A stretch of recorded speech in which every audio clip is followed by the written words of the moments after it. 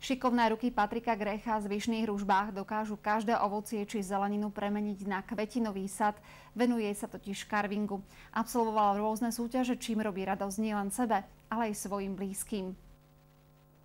Slovo carving sa nespája len s lyžovaním, ale aj s technikou, ktorej sa venuje už niekoľko mesiacov len 17-ročný Patrik. Začal som sa venovať carvingu pred 7 mesiacmi a páčilo sa mi to, tak som chcel to vyskúšať.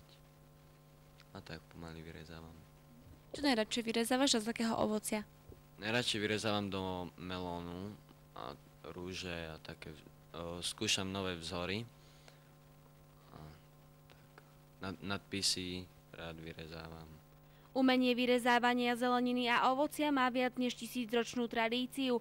Pochádza z krajín ďalekého východu. Techniky ako aj pracovné náradia tejto na čas náročnej záľuby sa veľmi odlišujú. Využívam hlavne tento nožík a keď vyrezávam do melónu, používam krúžok tento. A väčšinou sa len s tým nožom robí. Dlátka sa používajú len na zdobenie a skreslenie toho melónu.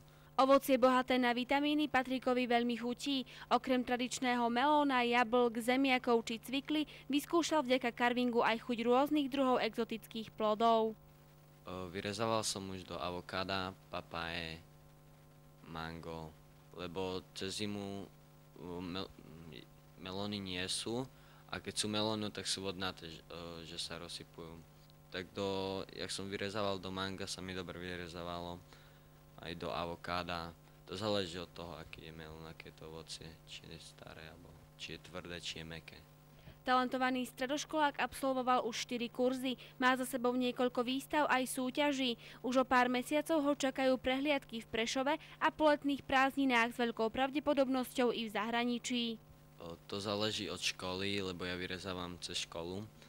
Vlastne, keď nám to povedia, príde profesorka za mnou a povie, že chceme to a to vyrezávať. My sme 4 z našej školy, chodím na hotelovú akadémiu do Prešova a ona nám povie, že kedy je to, dajú nám peniaze, my si nakúpime suroviny a vyrezávame.